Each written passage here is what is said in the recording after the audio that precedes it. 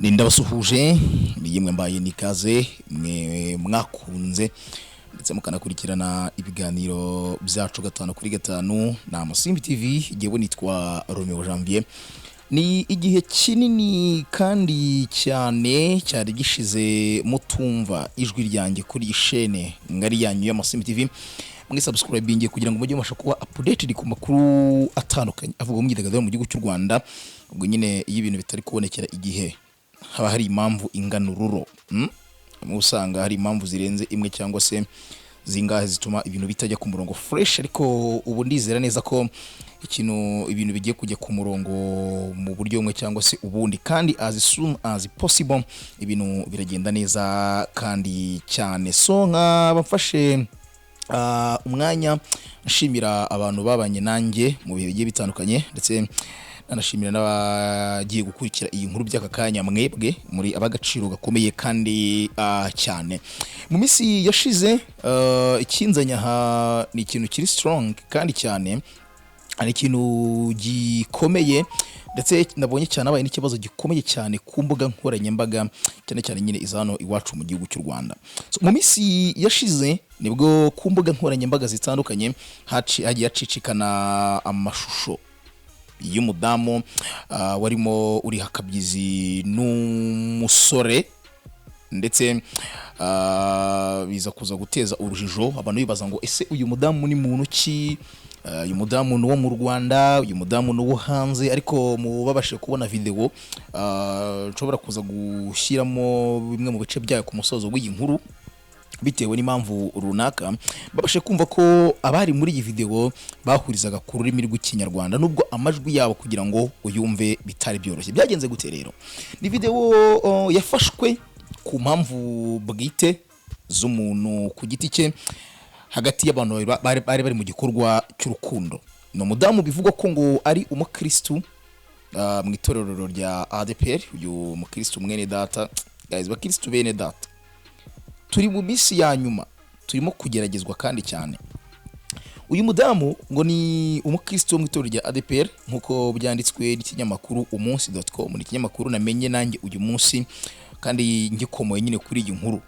Iyi nkuru rwose uyu munsi nibwo nabonye ikinyamakuru cyitwa Umunsi cyanditse inkuru cyahaye umutwe ugira uti, ubwo ngiye kubanza mpere ku by'inkuru ubone nze mbahe ubwino bwanjye ku bindi namenye ku ruhande by'umwihariko bitewe n'abantu babagiye batandukanye bagenda baduha amakuru cyane cyane kuri uyu mudamu, uyu mubyeyi, kuri uyu musore bariho bihana kabyizi cyangwa se bariho bashimishanya, yemwe no kubikurikira no kubyakurikiye ibingibi byabanye. Iyo nkuru bayaye umutwe ugira uti, yabeshyaga umugabo we ko agiye kwa Kanyarira akegera kuryamana n'umushoferi.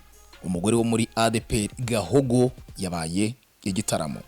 Iyo nkuru iragira iti, amashusho y'uwo bivugwa ko ari umusore urimo gukora imibonano mpuzabitsina n'umugore ari guhererekanywa hirya no hino kuri WhatsApp na Twitter. Aya mashusho yaba bombi biravugwa ko ari abarokore b'imuhanga, bombi ari abarokore b'imuhanga. Kandi mukumve neza nkuko twabibwiwe n'umuntu wabibwiwe n'umuntu bizi. Ubwo nyine iyi nkuru source y'iyi nkuru y'iki kinyamakuru yavuye ku muntu nayo bihawe n'undi muntu wari ufite information zanyazo. Yemo n'amacata ngaha ndibuze kuza kubanyuriramo. Ati akomeza agira ati, nkuko twebwiwe n'umuntu wabibwiwe n'umuntu ubizi, yavuze ko aba ari umusore w'umushoferi usanzwe utwara nyirabuja ari nawe bari kumwe mu mashusho. Uyu mugore ugaragara ari gutera kabariro, amakuru avuga ko ari uw'imuhanga muri ADEPR Gahogo. Uyu mugore wabaye igitaramo ku mbuga nkoranyambaga, bivugwa ko yari n'umuririmbyi muri korali y'Gahogo. Amakuru akomeza avuga ko uyu mugore yarasanzwe abeshya umugabo we ko agiye mu masengesho Kanyarira, maze akajya gusambana n'uyu mushoferi ukora akazi ko gupfubura. Ubwo sinzi impamvu bamwise umupfubuzi, buriya bafite information bano. ikomeza igira iti nyuma yuko uyu musore asabye amafaranga miliyoni 8 uyu mugore akayamwima, umusore yamubwiye ko niba atayamuhaye agiye gushyira hanze amashusho ye baryamana. Uyu mugore ngo yari sakasatse abona miliyoni 5 gusa, umusore azakiriye ahita amubwira ko kuva atabonye miliyoni 3 zisigaye agiye kumushyira hanze. Nyamusore niko guhita asakaza amashusho y'urukozasoni hanze ari mu gitanda n'uyu mugore wo muri ADEPR Gahogo. Ati gikomeje kwibazwa nukuba RIB yata muri yombi uyu musore kuko yasakaje amashusho y'urukozasoni. Iyi nkuru ikomeza yibaza ivuga ati ese mwebwe abapfubuzi murabemera? Ubwo sinzi niba yabazaga niba tubemera ko babo cyangwa se twemera imirimo bakora, ibyo bakora. Narimere aho ngaho rero. Ku munsi wo kuwa 4 kuri Twitter byatangijwe n'ibiganiro, umuntu akanika tweet isanzwe avuga ati ese amashusho y'Imuhanga mwayabonye? Ni cyakoza isi irashaje, ni cyakoza isi irarindimutse, cyakoza isi igeza habi. Uko umuntu cyangwa se abantu bakoreshaga ayo izo nyandiko mu buryo busa nko kuzimiza, byagiye bitera amatsiko abantu benshi baza ngo se ayo mashusho numva aciye igikuba na amashusho bwoko ki. Nanjye ndi muri abo ngabo. Mu gupostinga bapostingaga amafoto adafunguka, ndetse bakagusaba ko wabandikira DM kugira ngo baguhe iyo video wirebere. Mu byukuri abantu sinzi nimba abanyafrika gusa cyangwa se bari abanyarwanda, kuko niho mbibona cyane iyo ubonye umuntu muri commentaire iti dutemo. Sinzi ikintu gituma abantu dushishikazwa no kureba ubwambure bw'undi muntu. Niba ari amafoto ya Romeo yambaye ubusa ukaba interested ku umuntu wa shegera ubwambure bwangera ngana menye ko ibintu bimeze ukundi kuntu, ukumva ubaye interested yo kumenya ayo mashusho y'iki ubwambure, mafoto, video barimo barakora imibonano n'ikindi ukibaza inyungu twe tubikuramo, donc kagucanga. Bandikiraga abantu babwira ati babasaba ayo mashusho. Nabonye hari n'abasore rwose babigize business, hari ibyo nagerageje kugerageza ejo rwose nsanga hari abasore bo bashinzwe gucuruza ayo mashusho bababonye. Akandika kuri Twitter ati ndagafite nyandikira DM ngutemo, kamwandikira DM ngahita guha nimero ya WhatsApp, kamwandikira WhatsApp ati aya mashusho ari kugurishwa 2,000 ku giciro gito rwose nk'icyumuneke nkaya publicity. Cyangwa ati uragura internet uyu munsi ngo amashusho, ariko next time nzajya ayo mbonye yose nzanya guha gutyo, kandi uragura internet biciye muri mobile money. Guteza iyo zagara ingana gutyo kuri ayo mashusho byazamuye attention y'abantu bibaza ngo se niki kiri muri aya mashusho. Dore banavuga ko ngari damu y'imyaka 42, ndetse hari n'aba postingaga kuri Twitter bavuga ko ari umugore w'umwe mu umugabo we ngo afite imirimo ashinzwe umutekano na nkoreshe ubwo buryo babimentioninga, bavuga ko umusore w'imyaka 26. Donc byateye amatsiko abantu benshi kumenya niki kiri muri ibi ngibi. Byagenze gute rero? Ngo bari yasanzwe bakorana nkuko bivugwa muri iyi nkuru.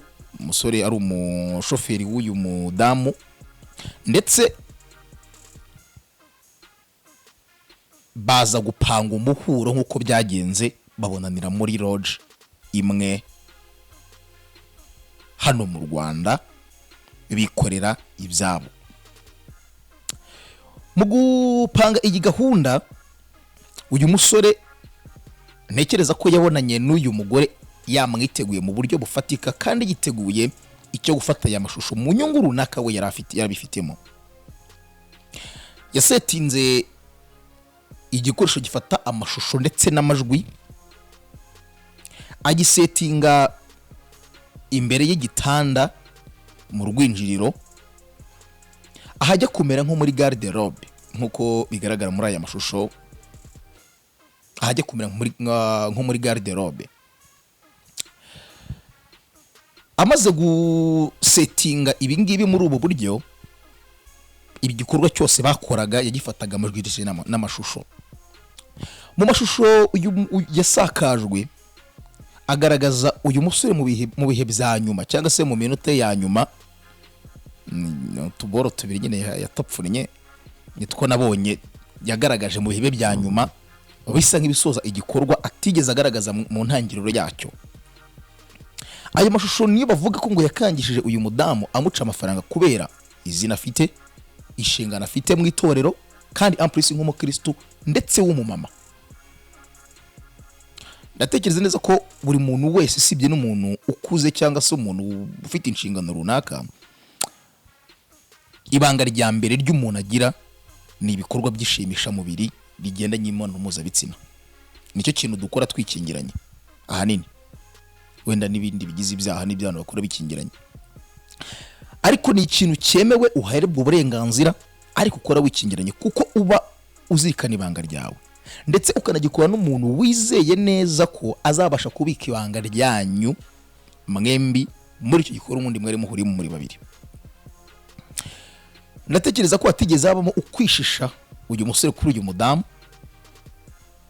kuko babikoze nyine bagamije urukundo. Guys, ibintu yego ni byiza, ariko iyo hajemo akantu k'urukundo bigira ikindi kintu.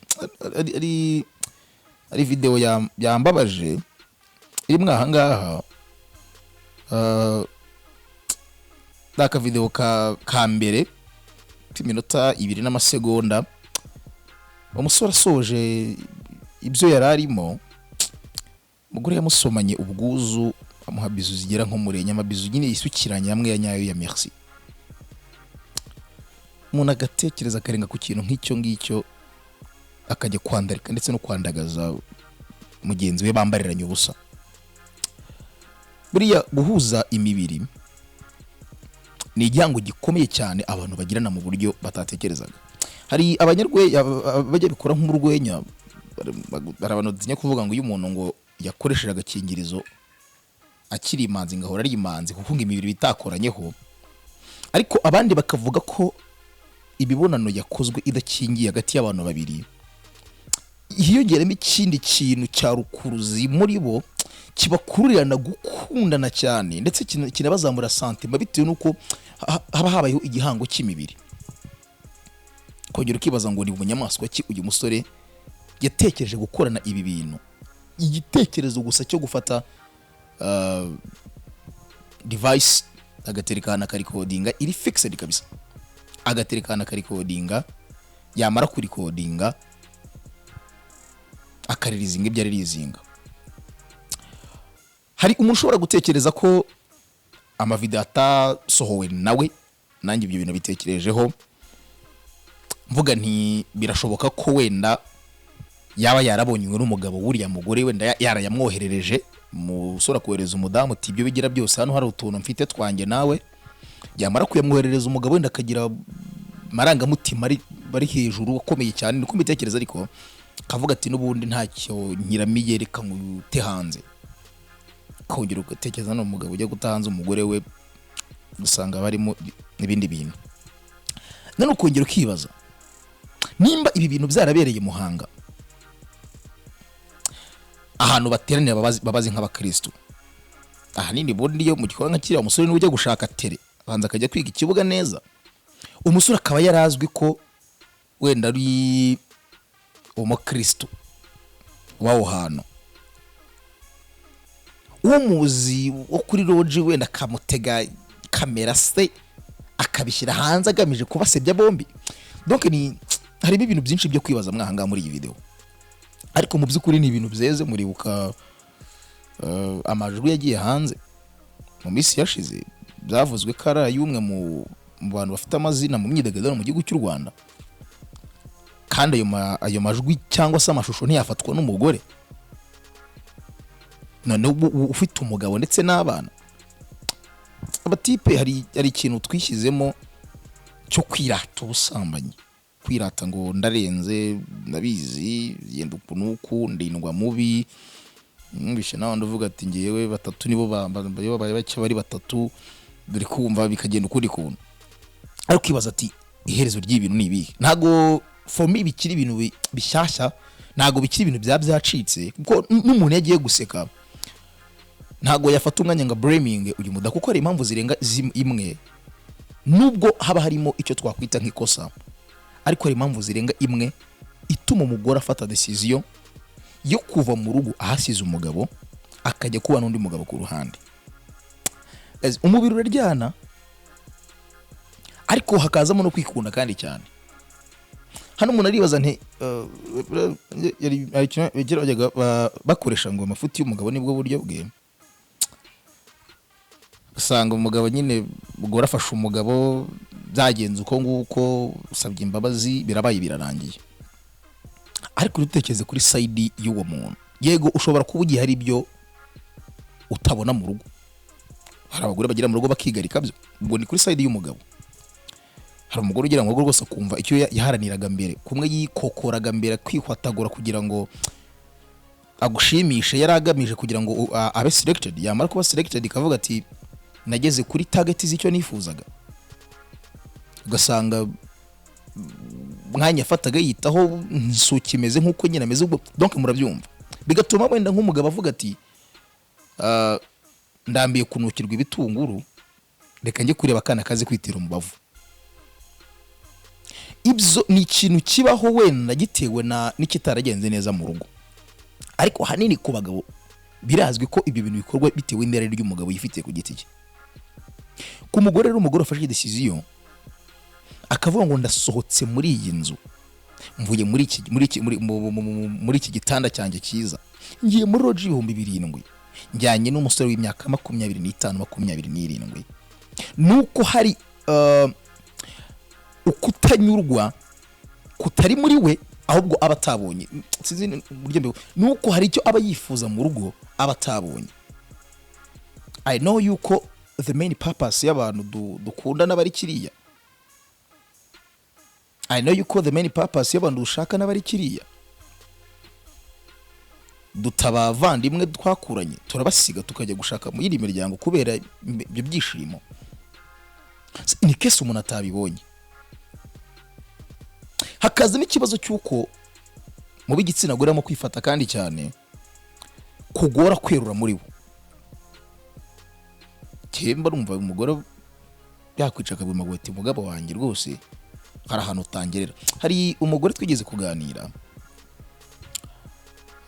arambwira ngo aho kugira ngo ngiye ntekereze kujya guca umugabo wanjye inyuma kubera ko arahatangerera, namwicaza tukaganira. Nimba masegonda wenda akoresha 6, ngiye nkeneye iminota 30, agakora 6 ye, akagira ubundi buryo nawe amfashamo kugira ngo ngire ku ndunduro. Ibikoresho byabugenewe, cyangwa se kagira ubundi buryo runaka akoramo iki gikorwa. Hari abifata rero bakarenga icyo kintu, bakajya kurira kugabura ibiryo by'abapapa hanze mu buryo nabwo uwo ubwabo baba basa nkaho batateguyemo. Hano hari post iri kuri Twitter yatanzwe ibitekerezo bigera muri 100, imaze amasahani kabisa yonyine, ariko yambabaje cyane. Umuntu witwa ngo Sindaza yanditse agira ati uyu mugore wowe wamukundiye iki, cyangwa nago umuzi nguha amakuru. Yafashe ifoto y'umudamu nyine muri kubona aho ngaho, ndetse n'ibyo birimo ibitekerezo hasi. Yaririmba neza muri korali, ati nanjye numvishe ijwi rye aririmbamo. Undi ati ma video nacitswe. Undi ati azi kwiblosa neza. Undi ati ni umuhanga cyane. Undi ati wampaye amakuru na video. Undi ati abakobwa baramwanga. Undi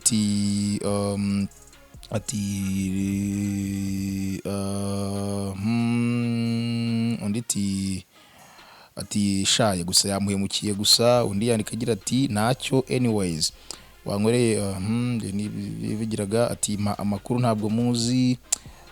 Undi ati ko ari muri ADEPR icyamukundira. Undi ati apu arashaje. Ati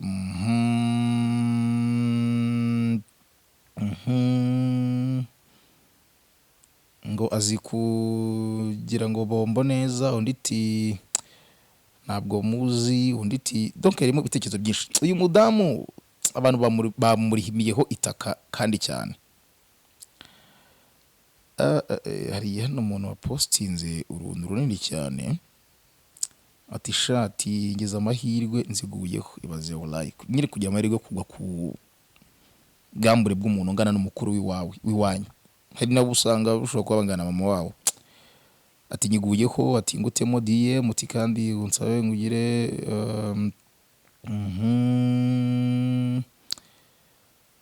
kandi comment zirimo ahangaha nawe ariko bagira ikintu ukomata kuri iki kintu cyane ariko wihera isomo izi nsoresore zarahindutse. Ndabona nanda ahubwo ngiye nayandi ndabona ari ibindi bintu nta gikuba kiba cyacitse ngewe nta gikuba cyacitse. Umuntu igitekerezo agira ati ibi ni kimwe mu bintu mba nashaka no kumva uretse no kubibona. Ikimwaro isoni mbi zikomeye nk'izi, gushwanyagurika k'umuryango, ihungabana rikomeye rigera ku batabugizemo uruhare ugasanga barahangayitse cyane. It's only pain and sorrow ku bafitanye isano n'uyu munyarwandakazi cyane pe. Nge ubundi mu cyimbo ishyire mu mwanya wuriya mu mama wishyire mu mwanya w'abana be. Hamusubita tubona ko ibintu bimeze nabi. Undi ati cyakora abasore nk'aba nimbwa mbi cyane pe. Ari nkanjye nakwicecekera pe nkabigira ibanga rikomeye. Ubu se ko yamushyize hanze ubundi biramumarira iki? Birababaje. Ati uku no kuribwa nimbwa gusa. Undi ati ndumva nazisaba undi ati numva nazisaba undi mu mutima ukambwira ngo sigaho. Ubwo ni video. Undi yandika agira ati finally umwe muri abo niba abona ibintu nazabura ingaruka bizamugiraho no mu buryo bw'ihungabana kuko biri too much, otherwise uwayitanze yarahemutse real. Hari byinshi bitekerezo bigiye bihari ariko wasangaga hanengwa wafashe umwanzuro wo gukora ibintu nk'ibi ngibi bigayitse. So nibyo ngibyo rero, ubwo wifuza kuzajya ukomeza kuba nanjye umunsi ku wundi wakora subscribe nanone ubundi tukazajya tureba ibyari byo. Ntabwo nabwira ngo no umunsi ku wundi uko bizajya bishoboka, gusa ndimo nateka ibintu bya danje. Hari ama stories mfite menshi agira muri ane ariko nagira ngo ndebe ko mu gihari ninsanga mu gihari ndatangira mbatemo uko bweje ndetse nuko bukeye. Ni Romeo Janvier na MUGORE TV. Bye. Muhabwe umugisha.